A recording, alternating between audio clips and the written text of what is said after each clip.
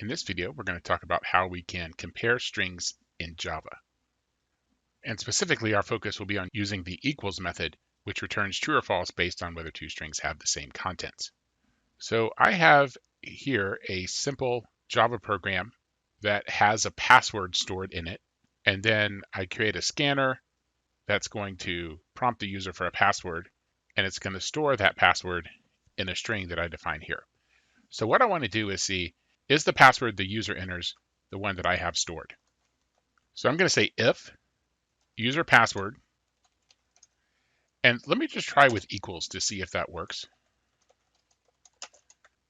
Then I'm going to say system.out.println, you may enter. And then otherwise, I'll actually just copy this, and in this case, we'll yell, you may not enter. So let's run this. So I'm going to enter the password, and I'll enter a wrong password. And it says you may not enter. So I'm going to run this again, and now I'm going to enter p at ssw0rd, which is the password, and it says you may not enter. Now, why is this? Well, the reason, remember, that strings are objects. This returns a string object, which gets stored in this variable. This string literal, which is when we have a string enclosed in double quotes in our program, that string literal is an object. However, this object is stored in this variable.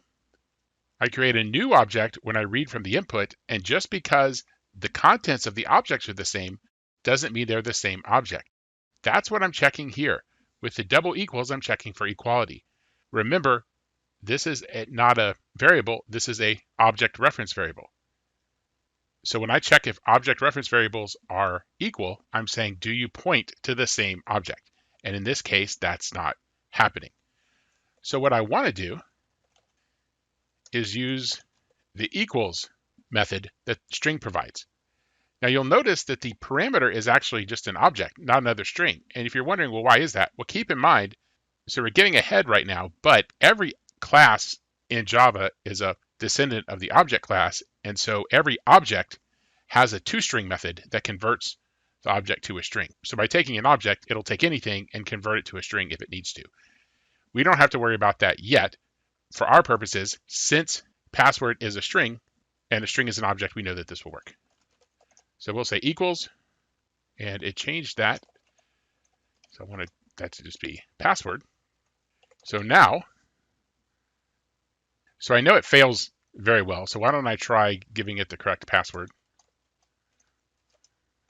And now it says you may enter. Let's run it again to check if it still will fail correctly. And it does. So it looks like my program is complete. Oh, I do have a warning, and I forgot to close the scanner. So let me do that. And remember, it's not required because this is the end of my code. However, it's good practice to always close your resources, even if Java is going to close them for you when the program exits. So with that, I think my program is complete, and that's how you compare strings in Java.